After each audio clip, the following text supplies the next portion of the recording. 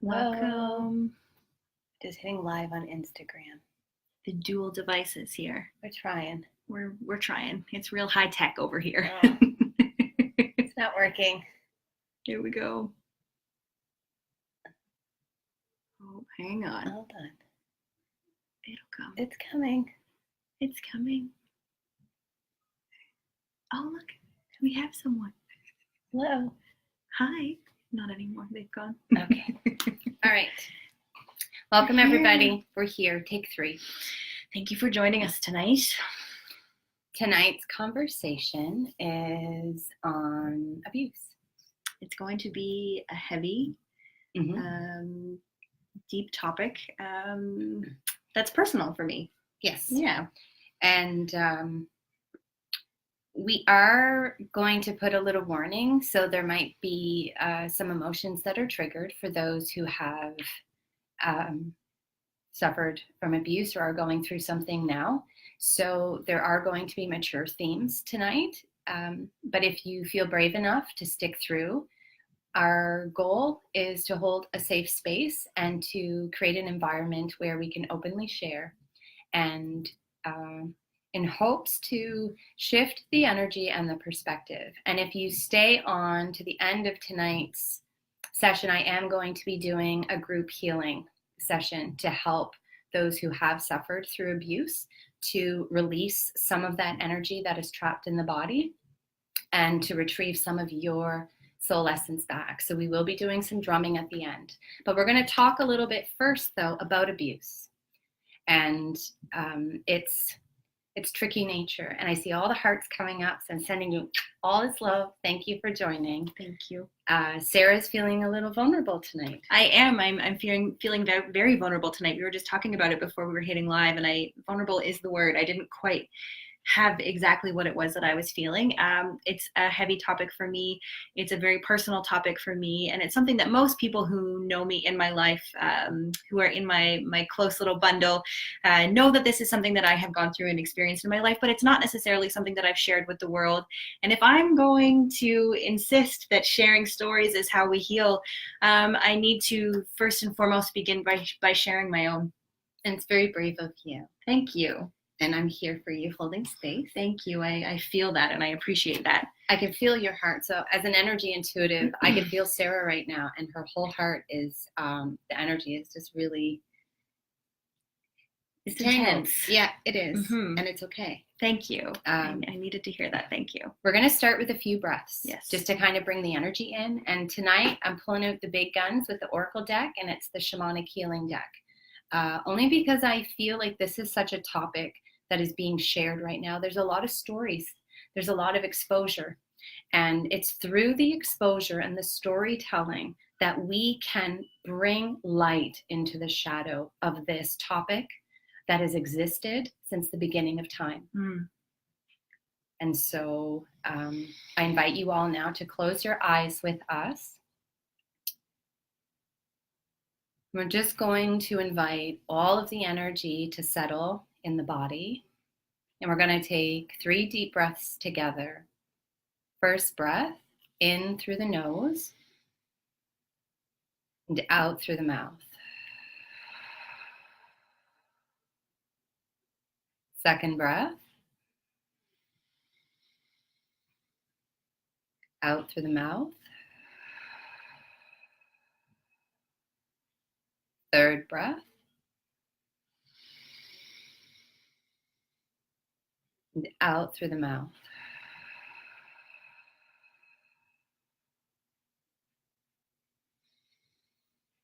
And just allow for your energy to settle in the body. And as you're breathing, I invite you all to breathe into your heart space. We really tonight are inviting this energy to kind of soften the heart,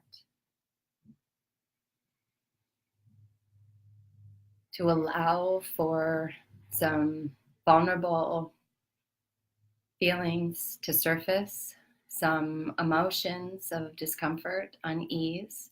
We want to give them space, for when we can give that energy space to come to the forefront, to the surface, This is when we're truly able to heal and to release and to transmute.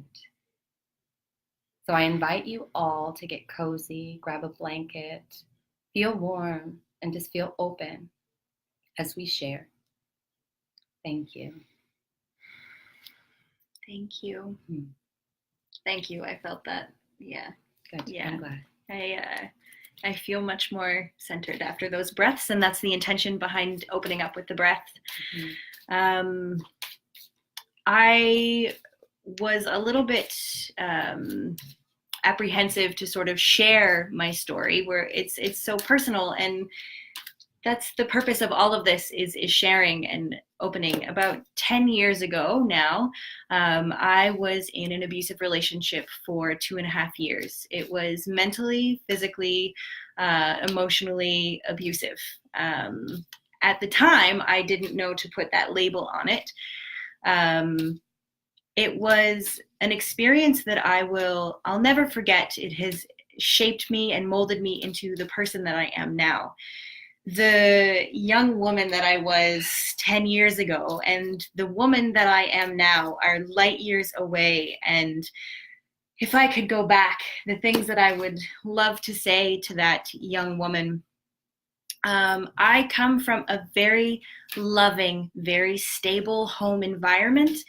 I was encouraged my whole life and loved, and I think that it's really important to debunk the myth that people who are susceptible to being abused are coming from a background where perhaps they feel unloved, or they feel a lack or a missing or an insecurity. And for anyone who knew me at that time and anyone who knows me now knows that that's simply not true of who I am as a person and the background that I came from. I met a man and I fell in love. What I thought was love. It was love. It was a form of love at the time. It started off gradually. It was mostly mental, emotional. It did get physical sometimes, but it wasn't, that physical wasn't always the form that it chose to express itself in. How did it start? When was the first time that you felt like something inside of you, like that intuition? When did it shift? When I knew that it was unhealthy. Honestly, I probably had that shift about 6 months into it. And how long were you together for? 2.5 years. So 6 months in, yeah, you felt a shift. That's right. But you stayed. That's right. And what was it? Do you remember specifically what happened, or what, if you don't mind? Mm-hmm. I don't know why I feel like I have to guide this for you, because I also feel like you're getting healing from this. Thank you. Yeah. But like, what was it? Verbal? Was it just a shift of, like, how did it happen? Yeah, so it was verbal for a really long time. And then it wasn't even necessarily a verbal act of abuse. It was, he asked me if I would have his baby.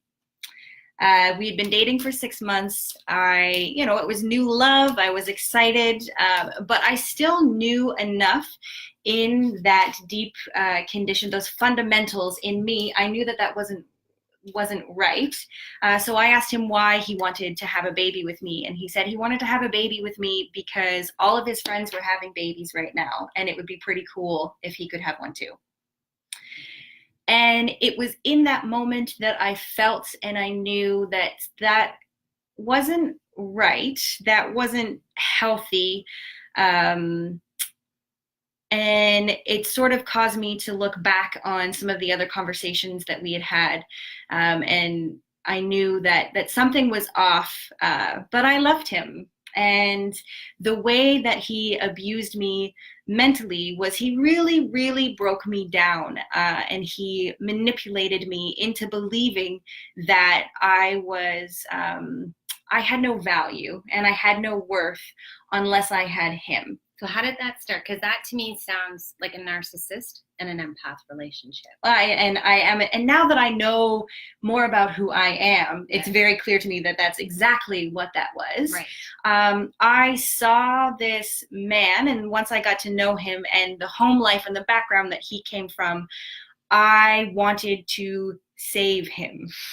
I wanted to fix it. I wanted to show him the love that I knew that he wasn't getting in his environment. Right. And that was not an easy task. And as someone who has moved past that, I'm now very aware that that was not my job. But that's how it starts for people. So we as women, and it's not, and I do want to say this before, sorry to interrupt you, don't be sorry. Abuse isn't just something that affects women. There are also men that have been exposed to abuse. And so this topic is for anyone and everyone who has been put in a position where they have felt like they weren't in their own personal power, where they felt powerless, and where somebody overreigned and took control. And I can guarantee you, every single person in this world has been exposed to some form of abuse, whether it be mental, physical, emotional, or sexual. So this isn't just about rape. It isn't about it's about all forms.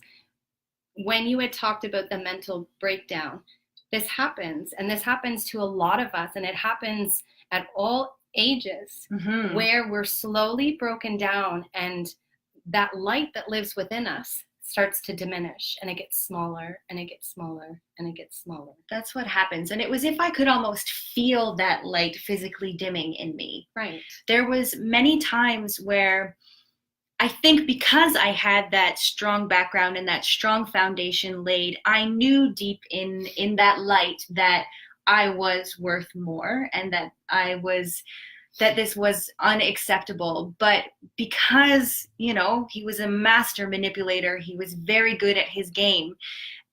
And all that to be said, I no longer at this point, I'm sort of jumping ahead a little bit, but I no longer at this point, I don't hold anger towards him. I don't hold any resentful feeling towards him, because I understand now that the way he behaved and the way that he was simply because he was a product of his environment, and it was conditioned in him.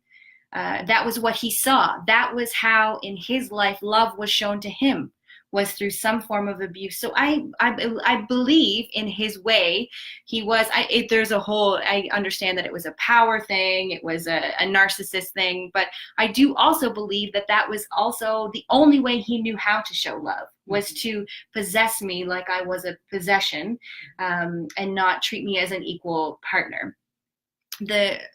Sorry, no, go ahead. No, I was just going to say, and this is the seed of where abuse starts. So it's like, when somebody themselves already feel like powerless, and that power has been taken from them, they then seek out somebody weaker, in which they can then go and gain control. This is an energy that has been playing out for the last 26,000 years. So we are now in this position in society, in this age, where we actually have the freedom to speak about it, to open it up, and to heal it, so we can break the cycles. And the only way to break the cycles is to share the stories and to talk. That's right. And it's so important to share the stories and talk. Especially for me, it holds really true to wanting to speak to younger women. I mean, he was a smooth guy. He had all the right moves. He said all the right things. He was really good at his game in every sense of the word, and he was charming, and he was all of the things that it was so easy to be lustful for him, because he was very good at what he did. And it was, sort of the deeper I get in, I could feel that the further our relationship would continue, it was that he needed to test my boundaries to see what he could get away with more and more and more. And me being the empath that I am, I kept thinking, no, don't, this feels wrong, but don't push him away. Pull him in closer. That's how you save him. That's how you heal him, is pull him in closer. While he might be kicking and screaming, my solution was to wrap him with love. And that doesn't work in that type of an environment. It simply doesn't. The amount of times that I found myself sort of on my knees in my bedroom alone in the dark, crying, talking to someone, something, and asking for help. I knew that it was more than I could handle, and I knew that it wasn't right, and I knew that I didn't have the tools to get out. I was so deep in, I didn't know how to begin to pull myself out. And that is when, because I think that's true for a lot of abusive relationships, is I really felt that shame. And shame is such a powerful, powerful emotion. And shame is, it's such a human experience that we all have. And it was that real shame that I felt about it, because I knew in my heart of hearts that something wasn't right about it. Right. But I was ashamed that I would allow myself to continue to be in that type of a relationship as someone who should know better and wouldn't do anything about it. So shame, one thing I learned in my healing journey is that shame can't survive if you speak about it. And the more you speak about it, the shame is so loud, and the more you speak about it, we sort of push that down and we give shame less and less of a voice. So it was really the shame around it that kept me from speaking up and asking for help was the big thing. Because I had gone to, my close girlfriends, and there would be weird things, and, they would say to me, like, Sarah, this guy is an asshole. No, you have to break up with him, which is exactly what I would be saying if it was flipped around and they were me telling me about their partner who was treating them terribly. But what made you stay? It was that I was so beat down and manipulated that I thought it was love. I thought that I could fix and heal him. I thought that I could change him. And I thought they just don't understand because they're not as in love as I am.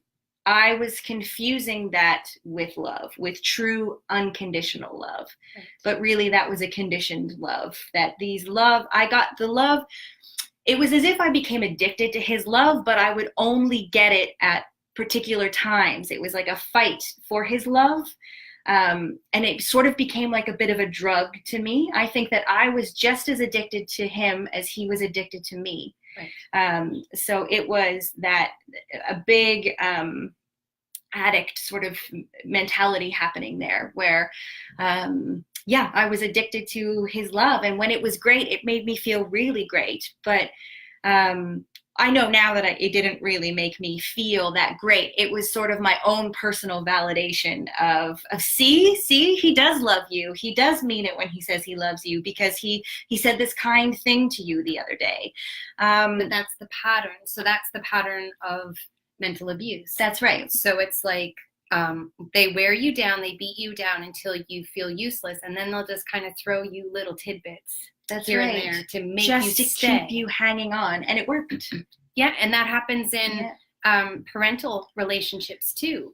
I've been exposed to all different forms of abuse, starting at the age, very small.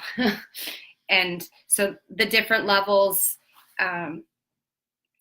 affect you in different ways. But when you're a child, these are conditioned beliefs that are kind of programmed in you. And this is the language that you start to learn and understand about what love is. So it becomes very confusing when you get older and you try to have mature relationships, and you're in a relationship where somebody says, I love you, but the actions are don't not quite match up with that. So how can you, as a child, for example,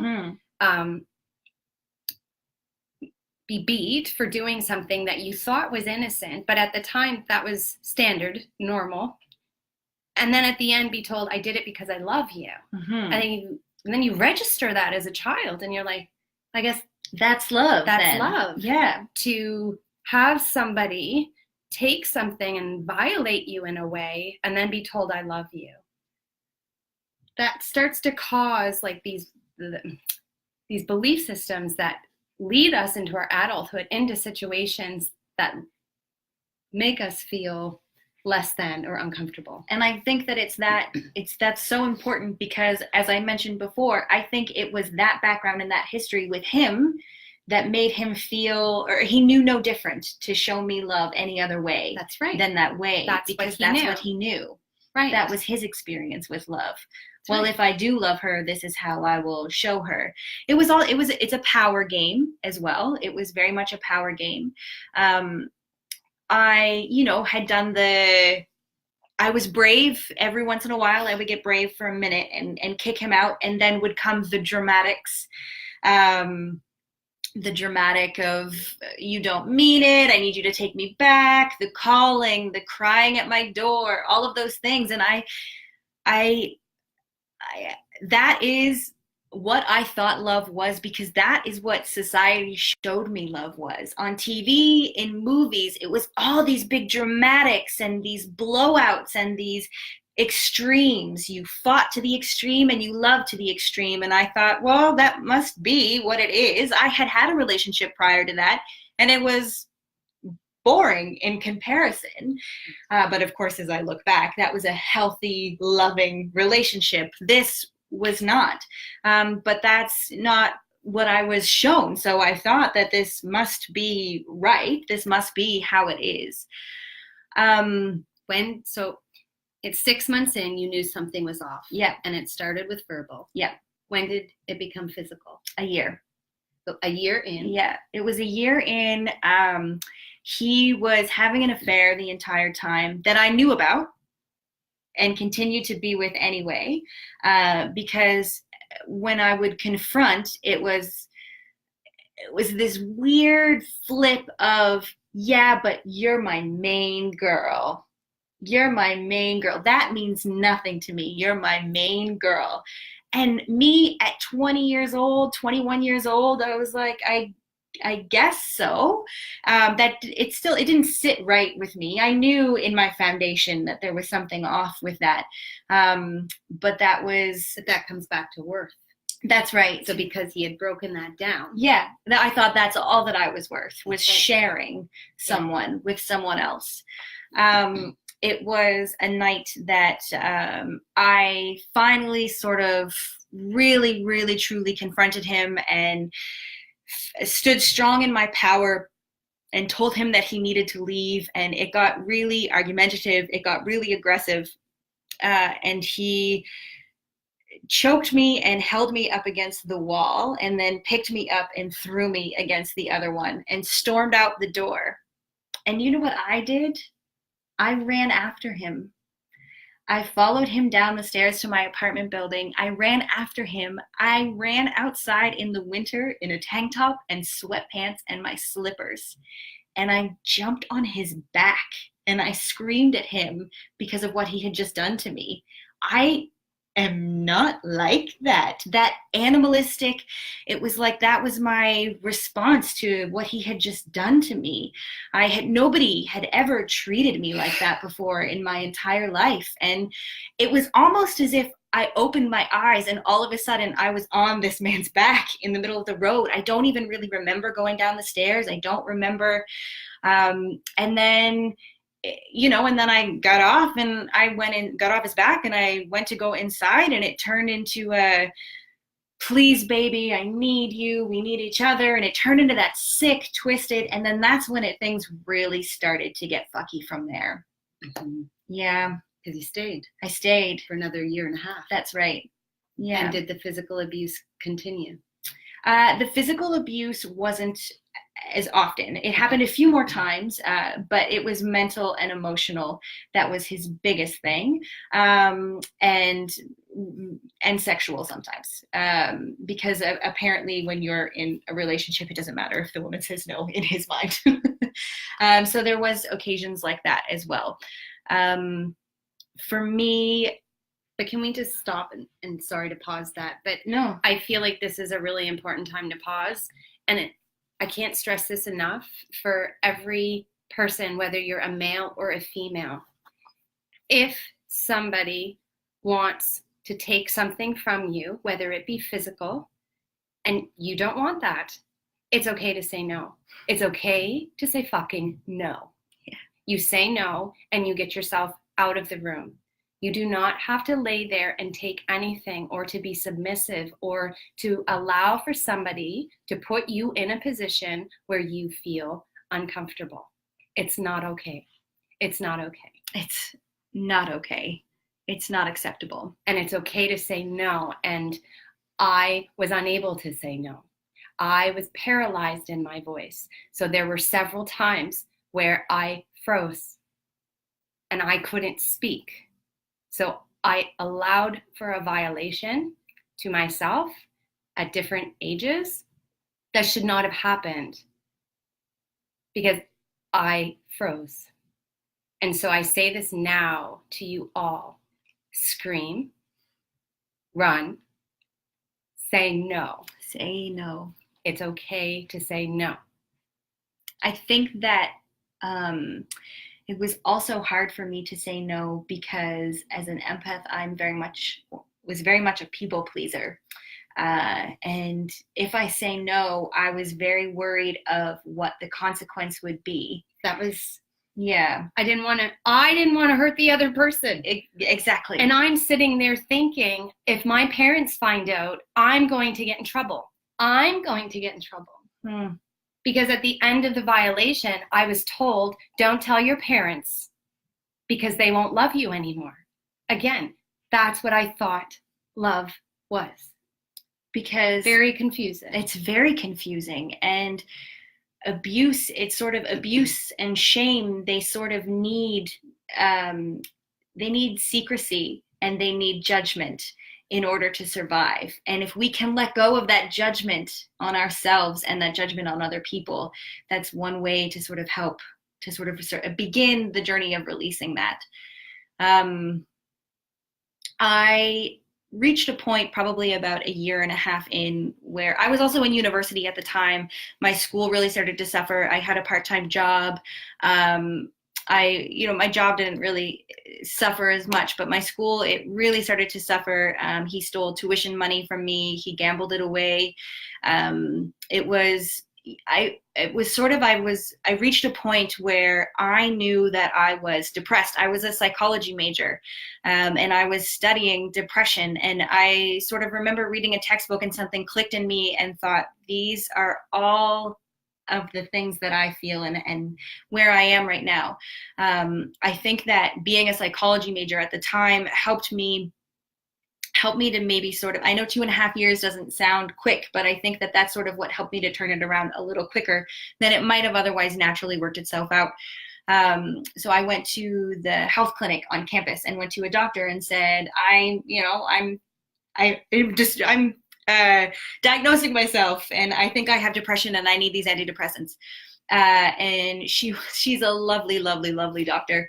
And she refused to give me antidepressants until I made an appointment with the school psychologist. I like her. Mm-hmm. I like her a lot. Yeah. So she made me, so I had to go see the school psychologist. And then after that appointment, I could go back to her and receive a prescription for antidepressants. I did that really reluctantly. I didn't think I needed a therapist. I think that I just, if I was going to take some pills, I was going to be all better and it would be fine. Going to a therapist saved my life. It saved my life on the path that I was headed down. I went to that first session with him and was a little nervous because it was a him and I didn't think that I would be able to open up and be so honest. And I just started to speak and all of a sudden everything just spilled out. So much so, I remember he looked at me and he said, "Please excuse me, I will be right back." He left the room. He came back a few moments later and he said, I've never done this before, but I just had them cancel my next session. Keep going. He was like, you need me right now. You need this. And it was life-changing. So I saw him, I opened up and expressed everything that I was going through, everything. I went and I got my prescription, and of course he didn't know, my partner at the time, he didn't know that I was seeking additional help. He found my bottle of antidepressants. He screamed at me and told me that those were only for fucking crazy people and flushed them all down the toilet. It wasn't an easy course, but it was that therapist, and it was the use of medication. I'm not on any depressants now. I use them with a therapist to help me get through that hard time. Well, there was a lot of breaking down that had happened. So there were a lot of feelings and emotions that you had repressed, were unable to express. That's right. And so in order to kind of bring yourself back to balance, sometimes it's required. It was. And so there's no shame or guilt around that. No. And it was literally life-changing for me. That helped to save me. And it's work. It's still 10 years later. I mean, I'm not there anymore. I'm over here, and it has been a journey. It was after that. It was after I finally, the time when I finally did the big break and you need to get out of my life. It was when I had been seeing my therapist for a few months. I had been on medication, and I felt strong enough. And I did that, and it was scary, and it was messy, and the police had to get involved, and there was restraining orders. And it was scary. But because I had started to release those emotions and talk about my shame and let go of that judgment that I held about myself, I was able to see the light that was trying to shine out of me. You found somebody, one who believed in you. That's right. Who supported you. And who I trusted enough to share my story with. That's right. That's huge. So you didn't tell anybody? Some of my close circle of friends knew bits and pieces, but up until that point, he was the first person that I was explicitly open and honest with about everything. Right. And that's so important. So there's something to note too, like my very first experience with sexual abuse was when I was 4 turning 5, and it was with a babysitter, and he was male. And I remember him saying, "Don't tell your parents." And so I didn't. And it wasn't until I was in grade 6, and they used to have the after school specials. And it was during the after school special where one of them was on abuse. And the lesson at the end was tell your parents. And it wasn't until then. So I had held it in from when I was 4 or 5 until grade 6. So that would have made me, 11, 12, where I felt so much shame. And I was so afraid to share that. And things had happened in between that too with other people. But I didn't share those as well because I had learned that you don't do that.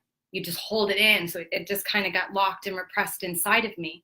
And I remember the day I told my mother, I was in the kitchen, the TV was in the kitchen, she was cooking supper.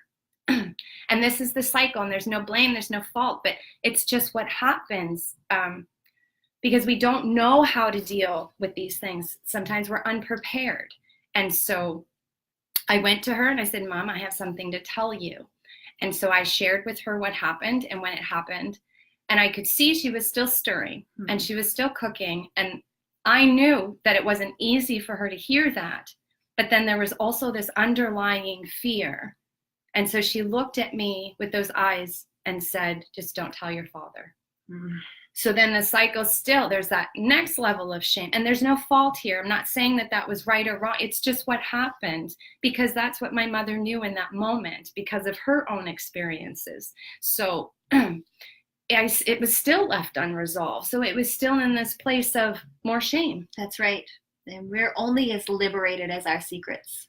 Right. So then it was another layer of secrecy that I had to hold on to. And it just got stuffed in and repressed again. And pushed down deep. And you probably reached a point where you thought you dealt with it. No, I didn't deal with anything. Because I didn't deal with anything anymore, right? until I was 38 years old. And I had this huge fall from, I don't even want to call it a fall from grace, but it was just this big awakening. And that happened in Take One. So if you want to hear a little bit about it, you got to watch Take One.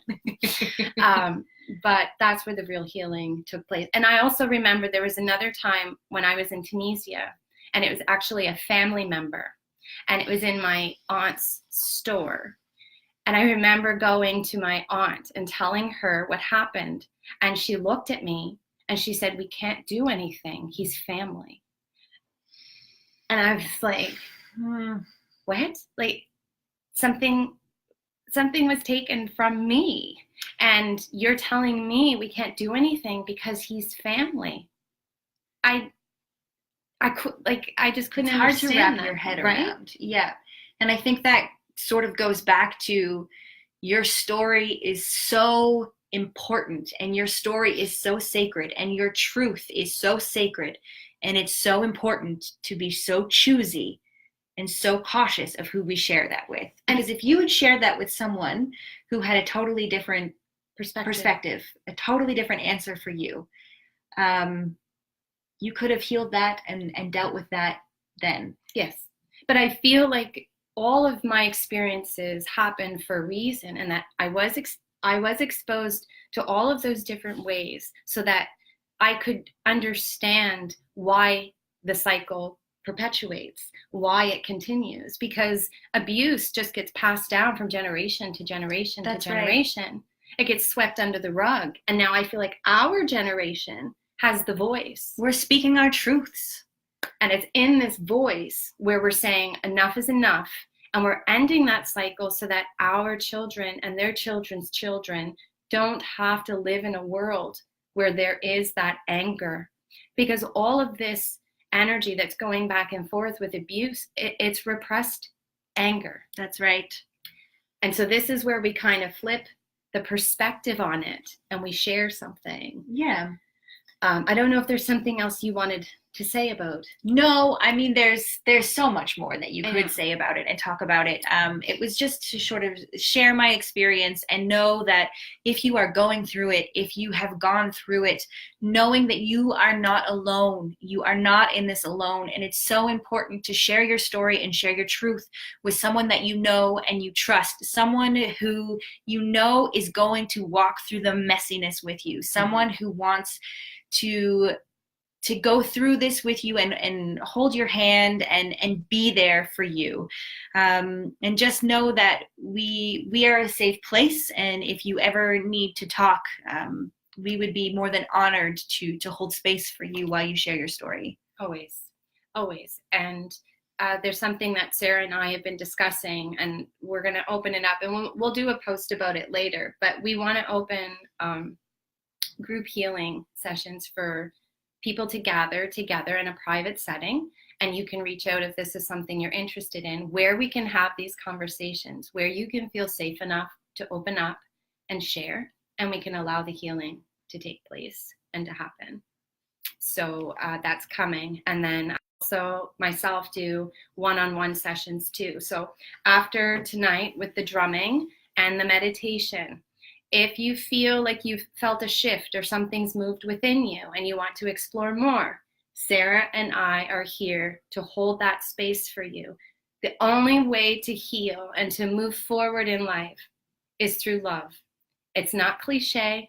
It's the only way. It's the only way. Things are fear-based or love-based. That's right.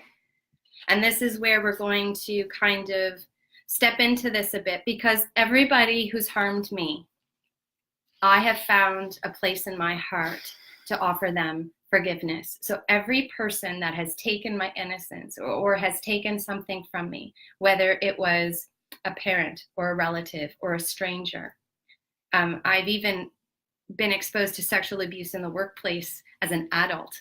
It doesn't end. That we are exposed to it all the time. All the time. And so it's okay to say no. And it's okay to speak out. And the biggest thing for me was to shift my perspective. So yes, I had to sit in anger, and I had to sit in that archetype of victim. Why me? We all do. That's a part of the process. You have to go through that. That's right. The trick is to not marinate in that anger and that why me. It's to honor it. That's right. And to continue to walk through it. That's right. So I'm going to read this little passage, and I'm going to invite you to close your eyes if you wish, or you can keep them open. Just focus on the words and allow for the energy to work through you. It's called Practicing Peace by Pema Chodron. War and peace start in the hearts of individuals. Strangely enough, even though all beings would like to live in peace, Our method for obtaining peace over the generations seemed not to be very effective. We seek peace and happiness by going to war. This can occur at the level of our domestic situation, in our relationships with those close to us. Maybe we come home from work and we're tired and we just want some peace. But at home, all hell is breaking loose for one reason or another. And so we start yelling at people. What is our motivation? We want some happiness and ease and peace. But what we do is even more worked up, and we get everyone else worked up too. This is a familiar scenario in our homes, in our workplaces, in our communities, even when we're driving our cars. We're just driving along and someone cuts in front of us, and then what? Well, we don't like it, so we roll down the window and we scream at them. War begins when we harden our hearts, and we harden them easily in minor ways, and then in quiet, serious, major ways, such as hatred and prejudice, whenever we feel uncomfortable. It's so sad, really, because our motivation is hardening our hearts. It's to find some kind of ease, some kind of freedom from the distress that we're feeling. It's a bit of a defense mechanism, hardening your heart. Absolutely. Absolutely. There's another piece in here that I want to read. I try to practice what I preach, but I'm not always that good at it. But I really do try. The other night, I was getting heart-centered, close-minded, and fundamentalist about somebody else. And then I remembered this expression, that you can never hate somebody if you stand in their shoes. I'll say that again. You can never hate somebody if you stand in their shoes. I was angry at him because he was holding such a rigid view. In that instant, I was able to put myself in his shoes, and I realized I'm just as riled up and self-righteous and closed-minded about this as he is. We're in exactly the same place. And I saw that more, and I held on to my view. And the more polarized we would become, and the more we'd just be mirror images of one another. Two people with closed minds and hard hearts who both think they're right, screaming at each other.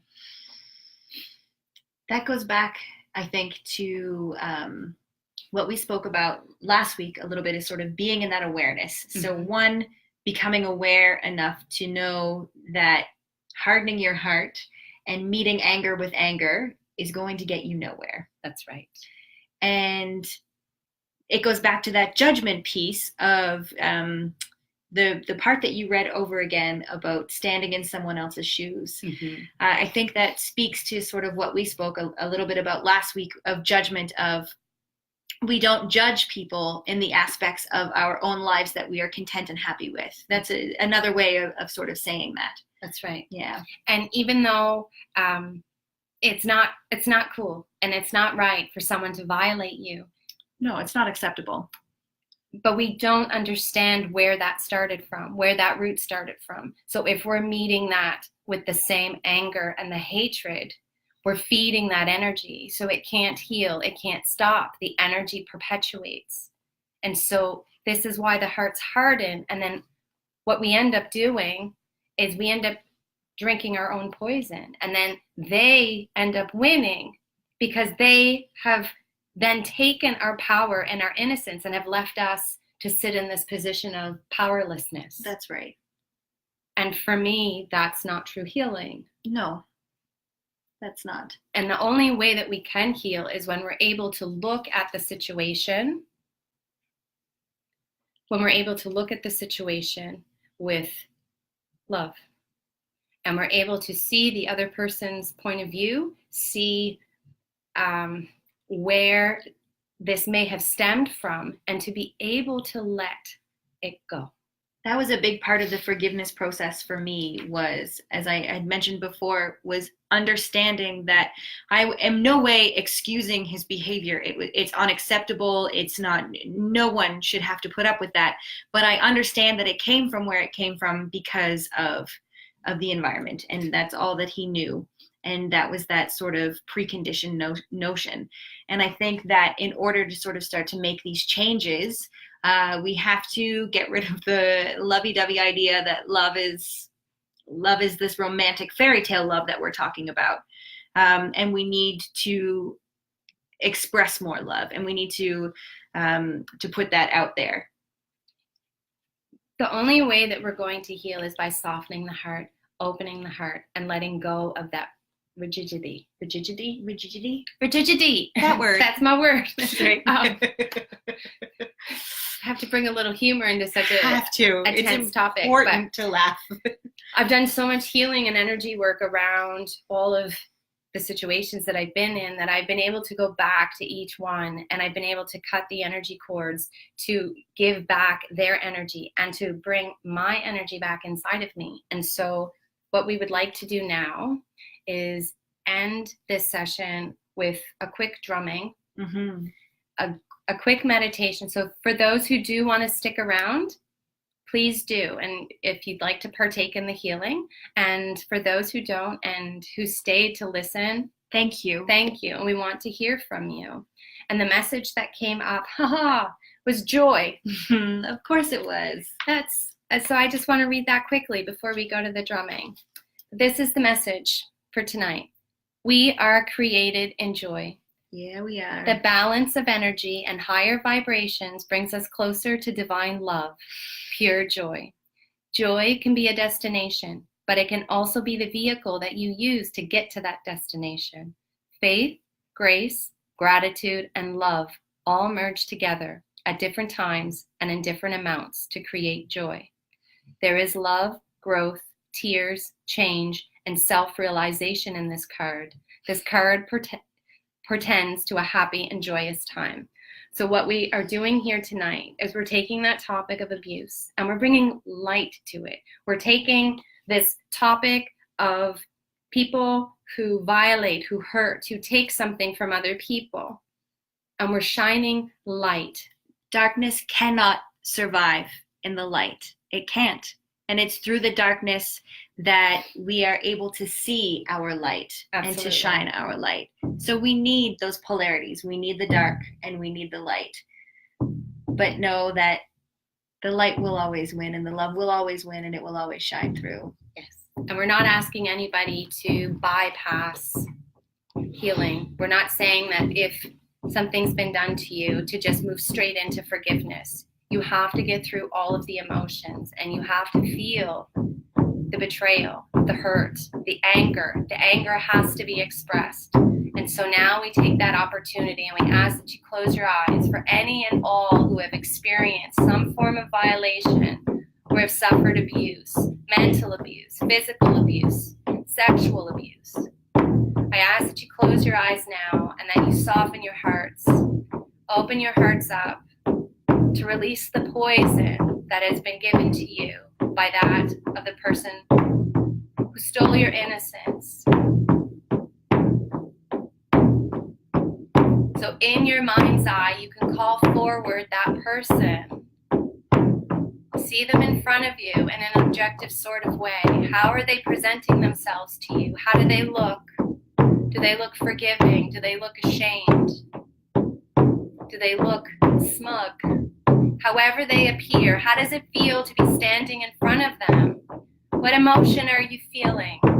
If it's anger, in your mind's eye, scream. Or if you can scream in your house right now, scream at the top of your lungs and let that energy go.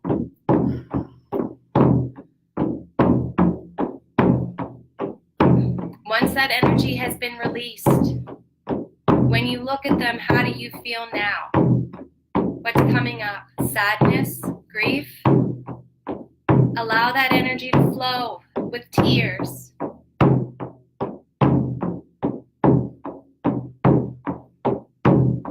I'm just going to do this quick chant because it wants to come out.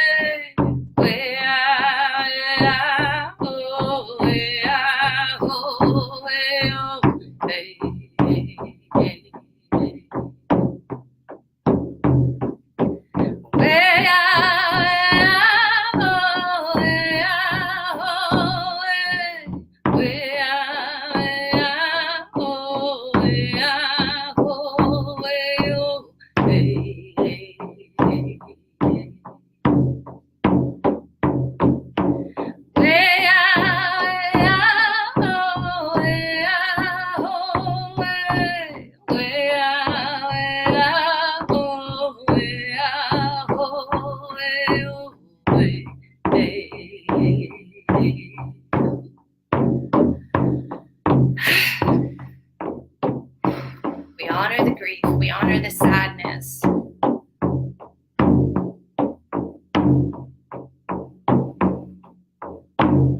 So now we call out all of that energy that has been left behind by that person. We call it out of the body, and you can imagine it being released like a light. Ball up all of that energy. What color light is it? What color light are you holding in your hand? It could be black, it could be gray, it could be white, it could be green, whatever it is. Give that energy back to that person. But in order to fully heal, you have to be able to give it back with love and gratitude. You thank them for the life lessons, for the healing.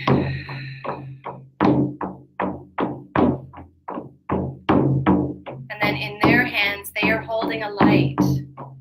That light is your soul essence, your purity, your innocence coming back to you. As you receive that light, you offer gratitude.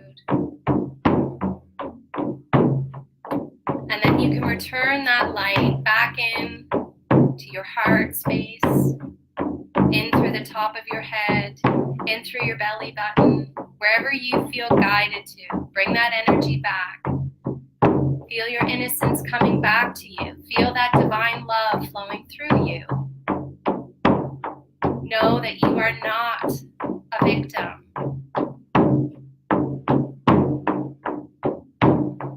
And that suffering will continue to suffer unless we soften our hearts.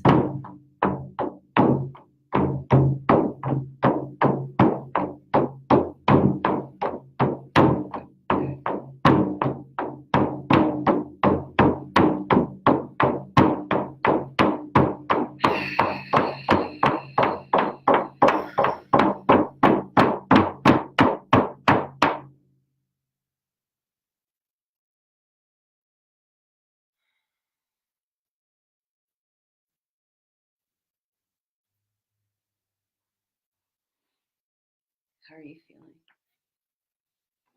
Good. Yeah. Tired. There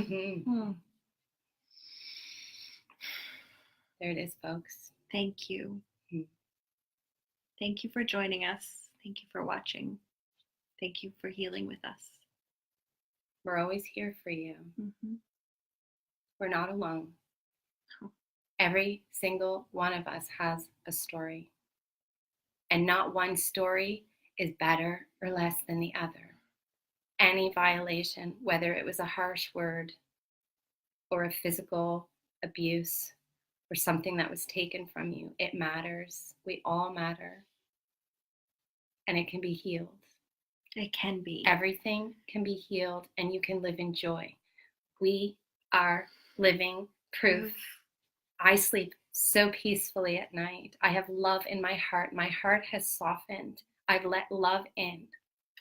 That's it. My heart has softened, and I allow joy into my life. And then you met me. And then I met you. Right? And then I let you in my life. You know, only the softy hearts can find softies like us. It's true. Right? Love you guys. Thank you. Thank you for tuning in. If there's something you want us to talk about, type it in. Message us. And if you want to be a guest, we're going to start bringing in a guest. Yeah. Oh, I see all the hearts coming on Instagram Yay! Live. I love it. Thank you. Love you guys. Thank you for tuning in. Thank you. Lots of love. Bye. Bye.